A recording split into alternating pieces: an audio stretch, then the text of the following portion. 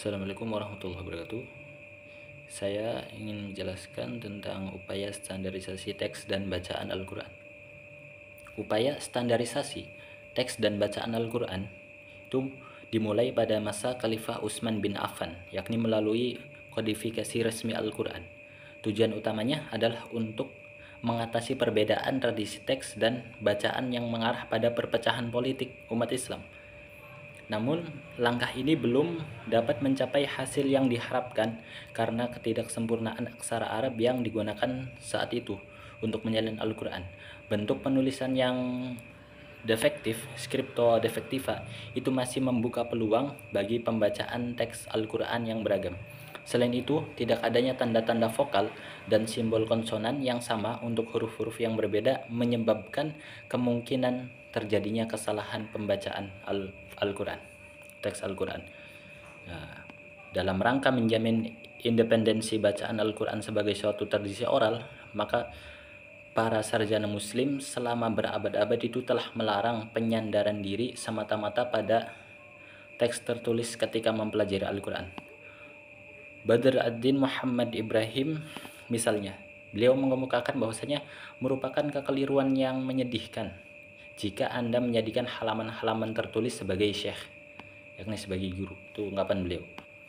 Bahkan penghargaan yang tinggi terhadap tradisi oral telah membuat para ulama mengembangkan metode yang sangat cermat untuk menjaga tradisi tersebut. Bagi mereka, mulut manusia itu laksana tempat penyimpanan hakiki ilmu pengetahuan.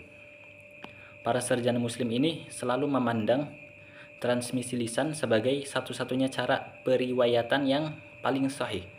Seakan-akan hanya cara ini yang bisa meniadakan kekeliruan dan kesalahan. Lebih jauh, introduksi scriptio plena pada masa belakangan ternyata tidak mengurangi munculnya tasnif. Karena itu, tradisi oral mesti tetap dipertahankan secara independen dari teks tertulis. Sebab hanya dengan cara semacam inilah tradisi itu dapat dipandang sebagai tradisi oral dalam pengertian yang sebenarnya. Dapat disimpulkan bahwasanya para sarjana muslim sangat menekankan pentingnya tradisi lisan dalam mempelajari Al-Quran sebagai upaya untuk menjaga independensi dan otensitas bacaan Al-Quran. Kemudian penyempurnaan rasam Al-Quran ini. Ketika domain politik Islam semakin meluas dan semakin banyak orang non-Arab yang memeluk Islam, berbagai kekeliruan dalam pembacaan teks Al-Quran yang disalin dengan scriptio defectiva di kalangan pemeluk baru Islam semakin merebak. Akhirnya penguasa politik Islam mengambil keputusan untuk melakukan penyempurnaan terhadap rasam Al-Quran. Dan langkah aktual penyempurnaannya dikabarkan telah dilakukan oleh sejumlah ahli bahasa. Disebutkan bahwasanya langkah tersebut itu dilakukan pada masa awal kekhalifahan Muawiyah bin Abi Sufyan.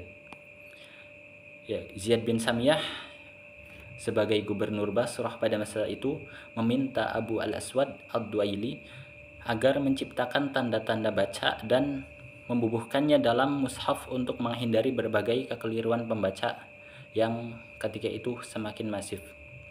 Ad-Duaili tidak langsung mengabulkan permintaan Ziyad karena sebagaimana kisah-kisah yang bertalian dengan introduksi hal-hal baru terhadap Al-Quran, misalnya pada kisah pengumpulan pertama Al-Quran oleh Zaid bin Sabit yang takut berbuat bid'ah. Namun suatu ketika Ad-Duaili itu mendengar sendiri orang yang keliru dalam membaca bagian Al-Quran, yakni ayatnya sebagai berikut, yakni innallaha bari'um minal musyrikin wa rasuluh.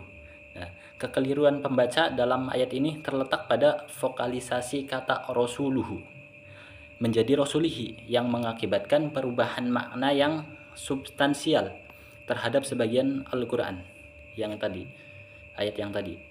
Kekeliruan ketika Al-Quran itu dibaca secara benar sebagai rasuluhu, maka maknanya adalah sesungguhnya Allah dan Rasulnya itu berlepas diri dari orang-orang yang musyrik.